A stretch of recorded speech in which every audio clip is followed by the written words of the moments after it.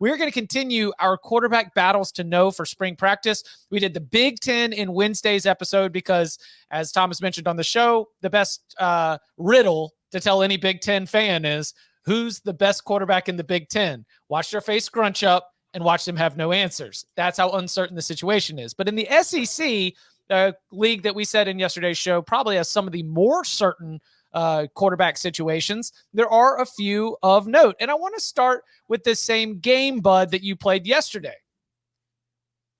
Alabama. It's Milroe? I think it's Milroe. I think so. I think it's go ahead. I don't just keep. So, I mean, look, there are some concerning things there, right? Isaiah Bond skipped town to go play with Quinn Ewers, who did not have the best year last year, but he certainly had a better year throwing the football than Jalen Milroe did. I was looking on Twitter yesterday. I forgot who had this, but shout out to whomever did. Like, Jermaine Burton had, like, by far the highest rate of all the NFL draft prospects of uncatchable or just like badly thrown passes. You know, Florida State is pretty damn happy with what they've got out of Malik Benson so far in spring camp. And he was terrible, like numbers wise, at Alabama last year. So, I mean, Milroe does have significant throwing issues, which could get better. And I mean, I think DeBoer is a hell of a lot better coach than Tommy Rees is. So, like, we shouldn't discount his ability to improve. But can we say it's fully locked up? They did go out and get Austin Mack. Yeah, that's the one. Yeah, and DeBoer is saying right now, he's saying all the right things. He's saying like Milroe is going to be the starter. He's going to get the reps with the ones, and I'm sure that is exactly what the plan is. But it's just, how strong is that grasp of the job? Like, if it's a poor start to the season, how long is he going to hold on to the gig? Also, what do they do at receiver? Right? Like, they lost their top three guys from last year, and they lost Amari Niblack, who was potentially the best pass catching tight end they might have. So, how aggressive are they in the transfer portal? Like, if I'm a transfer receiver, Washington sent 3 guys in the NFL draft this year. Like, you're probably thinking, hey, Jamarcus Shepard does a hell of a job developing receivers there. I'm interested in that. You might want to go play there if you're confident you're going to get the ball from the quarterback. But as it stands now, like, Ryan Williams is going to be a 17-year-old potential starter for Alabama. And I think he's an amazing prospect, but he's still like 17 in the SEC. Do you have the receivers to favor a quarterback whose best attribute is throwing? Because Milroe's best attribute is just running. Mm-hmm. You know, we'll see kind of what happens with the portal. So Alex Scarborough works for 24/7 Sports now. And, you know, always has just had like a great beat on Alabama. He talked with Jamarcus Shepard recently, and I think if I'm to just spin the narrative forward, which I guess since we're just, you know, conversation about the sport, their angle that they're selling is, we are experts at this coaching thing. Like, we get you in here, we can like fine tune stuff.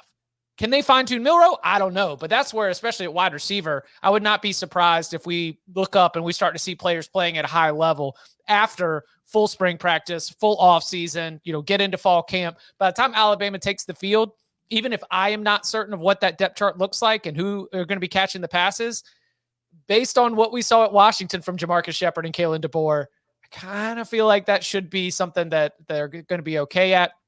The Austin Mack proposition is that he is a very intriguing prospect. Tom, you talk about saying all the right things. Doesn't this feel like a locker room move too? As long as you believe the locker room is behind Jalen Milroe, you let him go out there until the locker room believes that their better chance to win is elsewhere. Yeah, I think when it's different now. It's hard to say because there's always so much change now and from year to year in a roster of any teams with the transfer portal. But you bring in the coaching change. I think that it's important with all the change that they've come in to try to have some semblance of consistency and continuity from last year's team. Because, I mean, last year's team did reach the college football playoff. So it's like, if you come in and you just start, oh, no, he's not going to be our starter. It's like, well, he was their starter and we got to the playoff and won the SEC last year. What's wrong with him? So, yeah, I do think there has to be some of that. But, again, I think that new coach, bringing a guy with him from his old program, there's always going to be a chance that, you know, Milroe loses his gig. Last thing on Bama. Like, we made some pretty big changes to our Bama site. Like, Bama 247, now that like you have a new coaching staff there that is more open, you can actually interview assistants and whatnot, and you can go to practices. Like, Bama 247 is loaded with guys who are creative. Like I covered a Saban style program with Jimbo. It's like, You just get the head man. You get no coordinators. You get very limited practice access. It was very formulaic, right?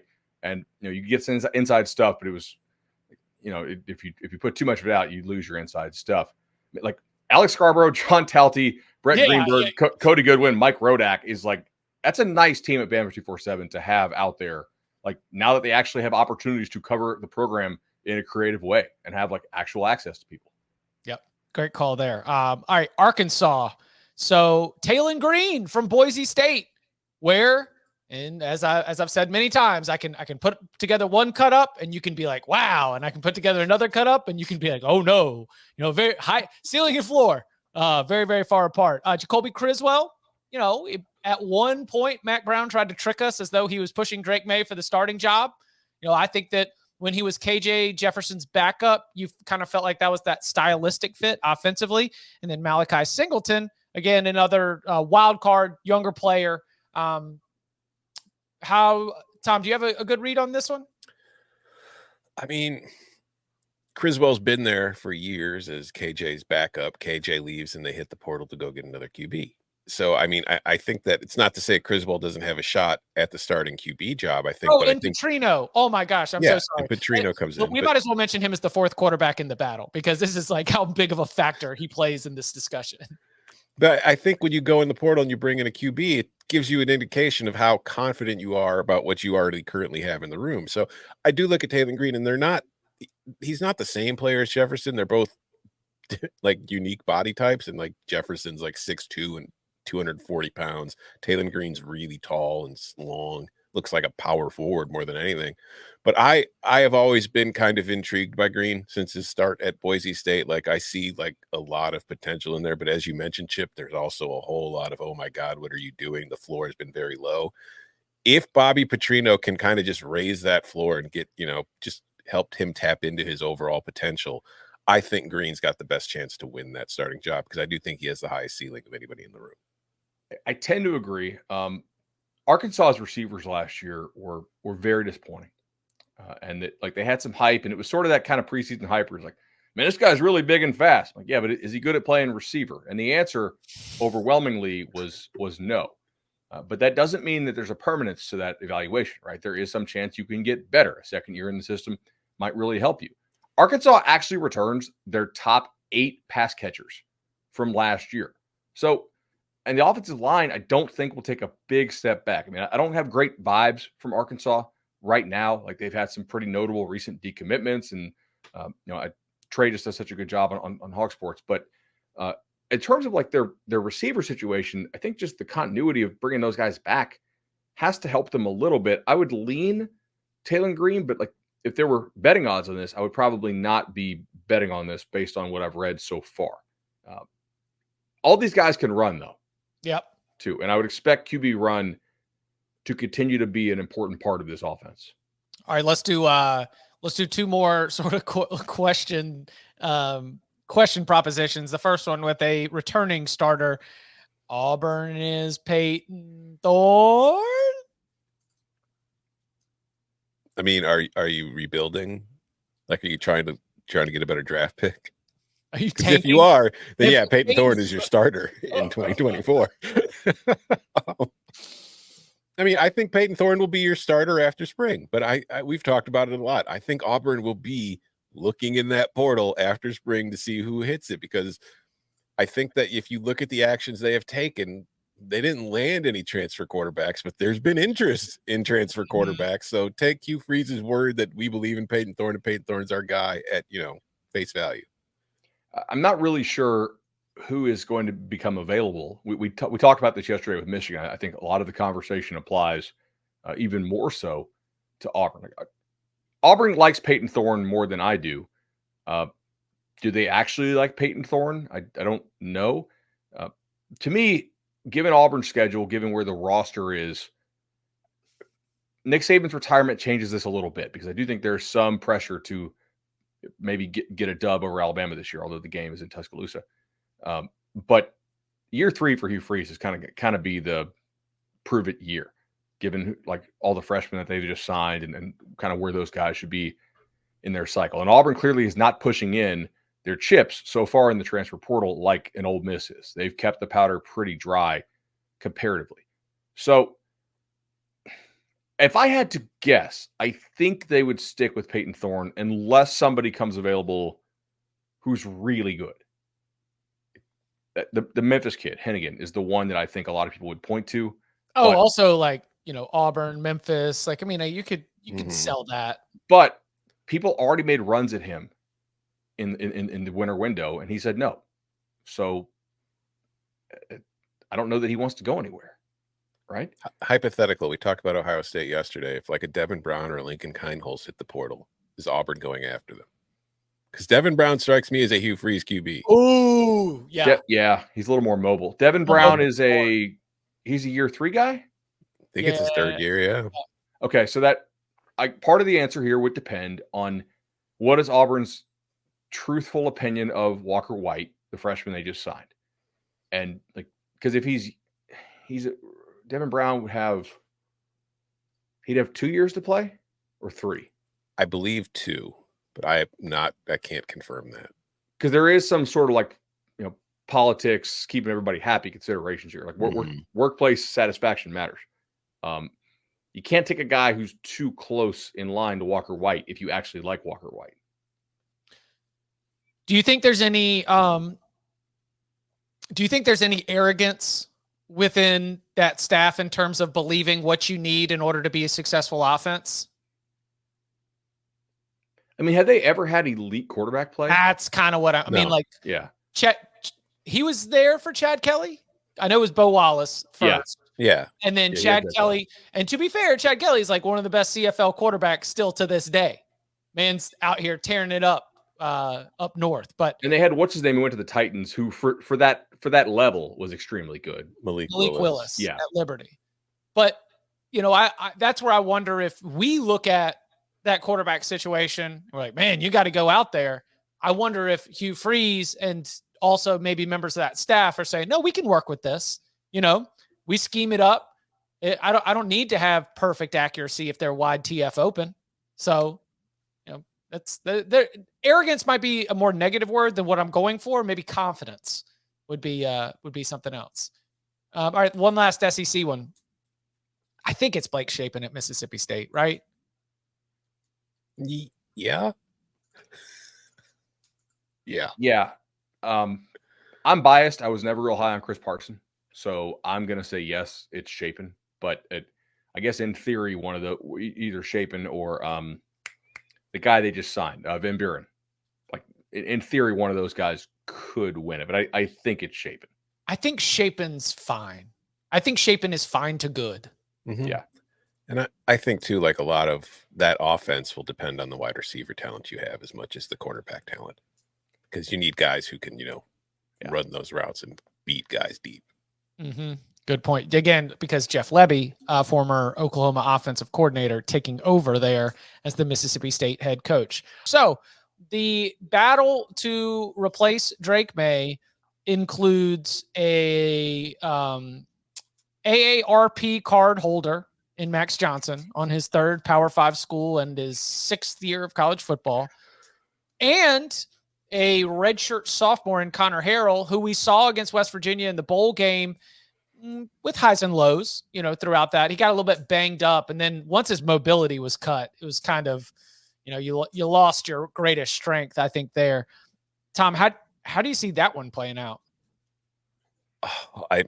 It depends on what my guess is it's going to be Max Johnson, because if you look at North Carolina, like the condition that they're in, like Drake May was pretty much carrying that team for the most part last season. As Drake May went, so went the Tar Heels. He's gone. You've got O'Marion Hampton back, and I like him, but I don't think that he's going to be, I don't know if he's a workhorse without the threat of Drake May in the passing game as successful as he was as a workhorse.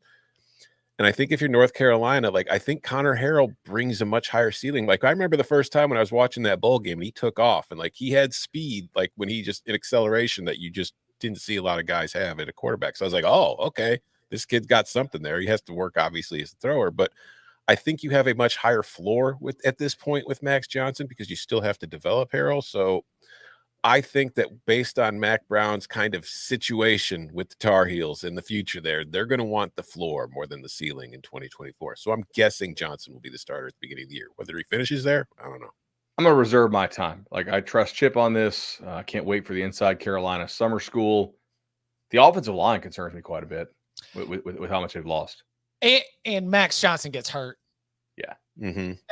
That's where I'm almost going into the season, if I am Chip Lindsey, the offensive coordinator, that you need to be prepared that you're going to need both of these quarterbacks across 12 games, because there's not been any sort of examples that Max Johnson is going to be able to make it through 12 games. He holds on to the ball. He gets sacked a lot. He uses that big body to run, which is good, but then he takes a lot of hard hits. Base it around Amarion Hampton. And hey, and don't forget, Jake Johnson is a stud. Max's brother Jake is an excellent tight end. So you get your running back, you get your tight end. Hopefully you've got some of those other contributors stepping up at wide receiver. But I wonder if it's Max as the QB1, but in the back of their mind, they know that they're probably going to need Connor to be able to make it through the season and to be able to make it, honestly, even to a bowl game. Let's talk about Florida State then. I mean, it's got to be DJ, right, bud? I mean, that's you don't throw your hat in the ring for all those quarterbacks and then land DJ and then have Brock Glenn push him for the job. I would say it's probably like 80-20 DJ. They do like Brock Glenn a lot. Like, they NIL'd Brock Glenn as a freshman.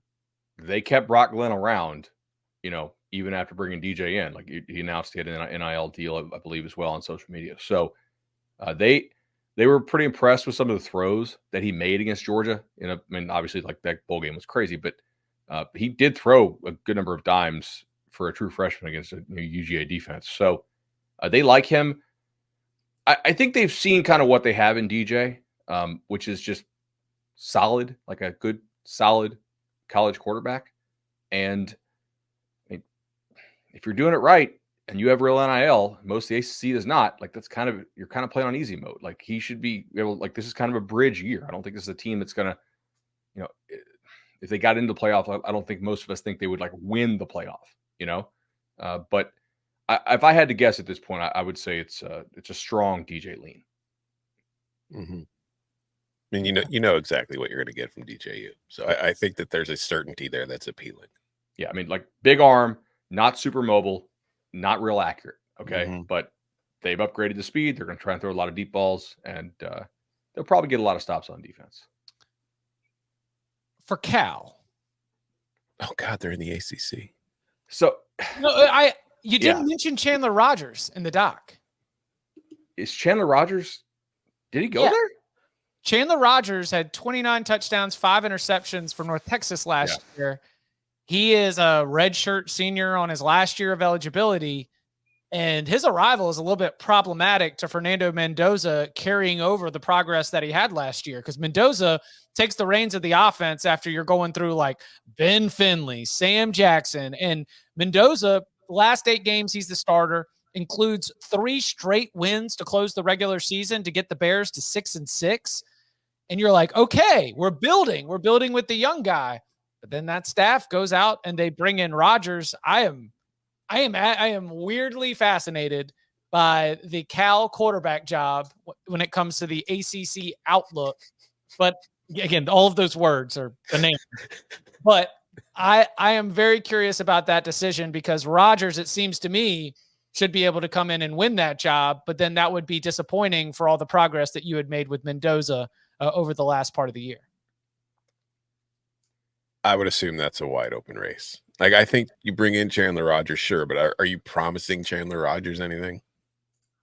I mean, I like Chandler Rogers a lot. Not for like a real high level P5 or P4 type program, but I thought he was one of the best parts of that North Texas team last year. Agree. So, competition, though, that was the thing that when I was digging in on this for a piece for CBSSports.com, the one that I was getting back was like, yeah, but like, let's put in the adjustment calculator for what those stats looked like versus, what what was going on in the Pac-12. It was a much tougher strength of schedule that Mendoza had to face, tougher defenses, tougher opponents than what Rodgers had going up against North Texas's schedule. All right, I got one for you in the ACC. UVA. Are we done with the Tony Muskett stuff? Like we're all in on our turnover boy, Anthony Calandria?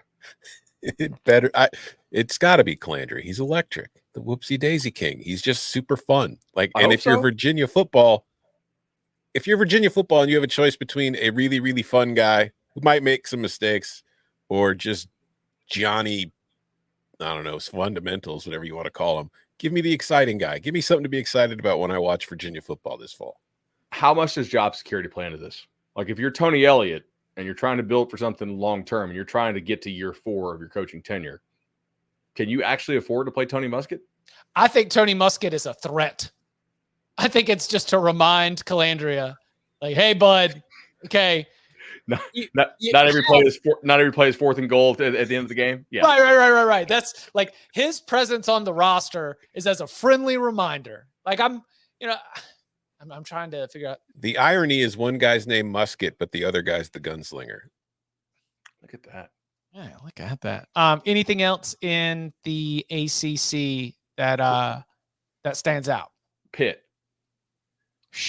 I have no idea. Horrendous quarterback play last year. I mean, that was there's a lot of G5 teams that would be embarrassed by how bad that quarterback play was. And Pitt's not in the G5 league. So, all right. Yarnell, Christian VU, or VR. How are we saying it now? VO or I forgot how we say it. I call it and then they took Eli Holstein from Alabama, who I'm wrong on plenty of stuff. I just never saw it personally with him as a recruit. So I was shocked that Alabama took him after seeing him in person. Maybe Pitt can get something out of him. I think he'd be a really good tight end, actually. But he's not. I don't know. He's not been super healthy, and that's not going to help when you're already probably fighting an uphill battle. Oh, is he already dinged there? Yeah. At Pitt? Yeah. Ooh, okay. Let's see. My note. We'll see. Early March. Narduzzi said Nate's looking good overall. He's leading. So Nate Yarnell is leading, but the other guys are challenging him. You look at Christian, he's challenging him. Eli, he's done a nice job. He's a little dinged up from winter workouts. He's about 90%. Okay. I'm going to say Nate Yarnell. Rest of ACC before I got to jump. I'm assuming Boston College is going to go status quo. I'm interested to see like how that offense changes, like because Joe O'Brien. Don't not start Castellanos. I agree. Yeah, totally. And I think probably to keep Castellanos, you probably need to have made some sort of assurances that like, hey, this is what we're going to do. Vatech's settled. Miami's settled. Georgia Tech is definitely settled. Who am I missing here? Louisville. Tyler Shuck. I think it has to be. Yeah. I would assume so. Cuse is settled. QB. Shuck is such a Brom QB. Yeah. Just follow the instructions, boss. Hey, old guy, do what you're supposed to do. Don't do anything other than what we're supposed to do. We will work around you and what you can and cannot do. The one I'm a little interested in, just because I don't know, and I haven't asked. So that's on me for not doing good enough show prep. Hank Bachmeier at Wake, or are we thinking Michael Kern? Oh, open competition. Oof. Okay. All right. Fade the deeks. Look, yeah. Open competition because Dave Clawson needs as much competition as possible. Mm-hmm. He needs to have that in order to get better quarterback play. He needs to introduce as much as possible, and he needs to have him competing as much as possible and see what kind of development he can get. There was not that long ago, we were talking about Warren Ruggiero like he was, the hot new stuff. Mm-hmm. Big spring, big off season for that offensive staff because you do not have a Sam Hartman there to work with. You do not have Michael Wolford and Jamie Newman. Like that run is up. Jamal Banks transferred out. Keyshawn transferred out. Grimes transferred out. Yep. All right. What about before you got to run Big 12? Donovan Smith's out at Houston. Hoover's out at TCU. Rashad is now out at Arizona State. He hurt his thumb in a moving accident. Mm-hmm. All right, real quick takes on these, and Tom, I'll listen back to the show. Tell me I'm wrong. I think Sam Levitt actually had a shot to win that job for Arizona State, like outright, even if Rashad is healthy. So I wouldn't totally discount that. I thought Zion Crisp was just a better player than Donovan Smith was. So maybe the Donovan Smith injury like cements that. Who's the other one? Oh, TCU with Hoover out. I will say this Haas Henge kid, if you guys haven't seen him, I have not. He's like a little, like he's short, but he's very athletic, kind of a big time playmaker type dude. Like I don't want to Kyler-ish, tiny playmaker. I want to cop him to Menzel, but just kind of juking around and just makes things happen. I imagine he's an excellent point guard too. I haven't watched his basketball stuff if he plays. That's really all I got on those three. All right, yeah. Let's see. Nick says, who's behind Cade Klubnik? That's Chris Vizina, right? At Clemson? I think so, yeah. I did actually hear that he had made good strides because last year in practice he was struggling. So that's encouraging for Clemson fans. Yeah. Isn't that the guy? Isn't that like the best goalie award in the NHL? That's the Vezina. Yeah, okay. Hey, look at old Puck's bud over there. You got it right there. I'll play a little hockey till I hit a growth spurt and you're too big.